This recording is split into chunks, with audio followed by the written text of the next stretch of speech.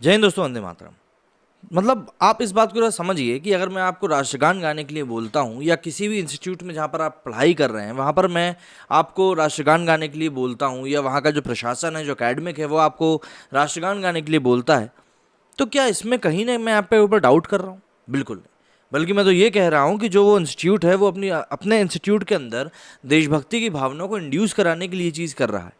भाई आप देखिए, स्कूल के बाद जब भी जनगण मन गाने के लिए मतलब मौका जब भी मिलता है तो हमारे रोंगटे से खड़े हो जाते हैं। ऐसे मुझे नहीं लगता कि जब भी किसी एजुकेशनल इंस्टीट्यूट को राष्ट्रगान गाने के लिए बोला जाए तो उनको ये लगेगा कि भैया ये हमसे हमारी देशभक्ति को प्रूव कराना चाह रहे हैं। लेकिन आप यकीन नहीं मानेंगे, अभी हाल के समय में ऐसा ही हुआ है जब यूपी में मदरसों में राष्ट्रगान को गाना अनिवार्य कर दिया गया और उसके ऊपर ओवैसी ने यही जवाब दिया है। उत्तर प्रदेश की योगी आदित्यनाथ सरकार ने राष्ट्रगान को लेकर बड़ा फैसला लिया है।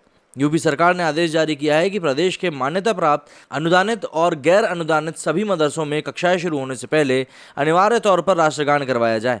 इसको लेकर प्रदेश के अल्पसंख्यक कल्याण राज्य मंत्री दानिश आजाद अंसारी ने आदेश जारी किया है। मदरसा शिक्षा परिषद ने यह बदलाव किए हैं, जिसके बाद जिला अल्पसंख्यक अधिकारी ने सभी मदरसों के मैनेजर्स को जारी किया है।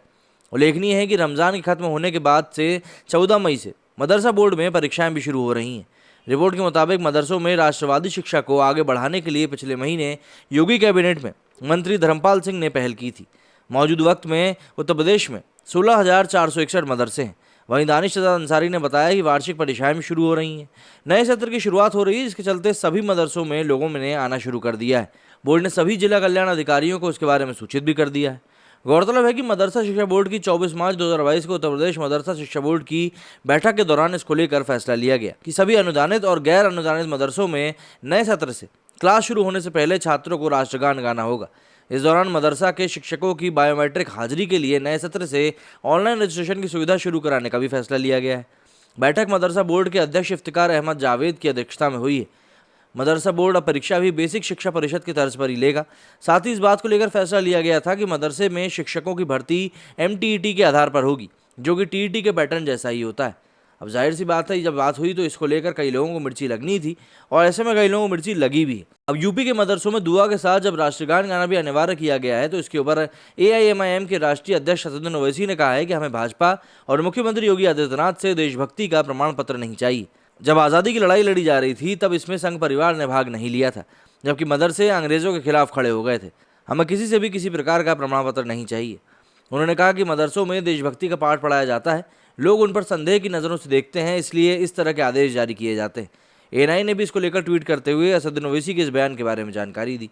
हालांकि ये बात पिछले काफ़ी समय से सुनने में आ रही थी कि ऐसे कुछ चेंजेस किए जा सकते हैं, लेकिन अब जबकि डिसीजन लिया जा चुका है तो उसके बाद भाई इस तरह की बातें और निकल कर सामने आई हैं। इस बार की वार्षिक परीक्षा के लिए कुल 1,62,631 छात्रों ने रजिस्ट्रेशन करवाया है। क्लास के हिसाब से देखें तो सेकेंडरी क्लास की परीक्षा के लिए सबसे ज़्यादा 91,467 छात्रों ने रजिस्ट्रेशन कराया है।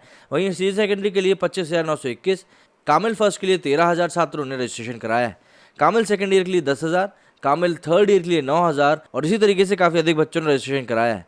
लखनऊ के दारुल उलूम फरंगी महली के प्रवक्ता मौलाना सूफियाना निज़ामी ने कहा, मदरसे में राष्ट्रगान अनिवार्य करने पर कोई भी आपत्ति नहीं है, लेकिन बार बार मदरसों को टारगेट किया जाता है। पहले कहा गया कि NCERT की बुक पढ़ाई जाएगी, लेकिन कोई ऐसी बुक नहीं पढ़ाई जा रही है। ना ही मदरसों को हाईटेक किए जाने को लेकर कोई भी संसाधन किए जा रहे हैं। अगर राष्ट्रगान करवाना है तो एक कॉमन ऑर्डर होना चाहिए जो सभी स्कूलों के लिए हो, ना कि केवल मदरसों के लिए। इस ऑर्डर से यही सवाल उठता है कि मदरसों में राष्ट्रगान नहीं होता है और ना ही इसको लेकर कोई पढ़ाई होती है। भाई जब कोई समस्या नहीं है तो फिर इतनी बातें करने से भी कोई मतलब नहीं मुझे लगता है। और मदरसों में राष्ट्रगान होगा तो जाहिर सी बात है देशभक्ति की भावना तो इंड्यूस होगी ही, और अधिक से अधिक बच्चों के रोंगटे भी खड़े होंगे और देश को लेकर वो अच्छा भी सोच सकेंगे। पर बात वही है कि कुछ लोग हैं जो राजनीतिक रोटियाँ सेकने के लिए बैठे हुए हैं, इसलिए वो इस मुद्दे को भी एक राजनीतिकरण करने का काम कर रहे हैं। आपका इस बारे में क्या कहना है मुझे कमेंट करके जरूर बताएं। मेरे वीडियो फिलहाल इतना ही। जय हिंद, जय भारत।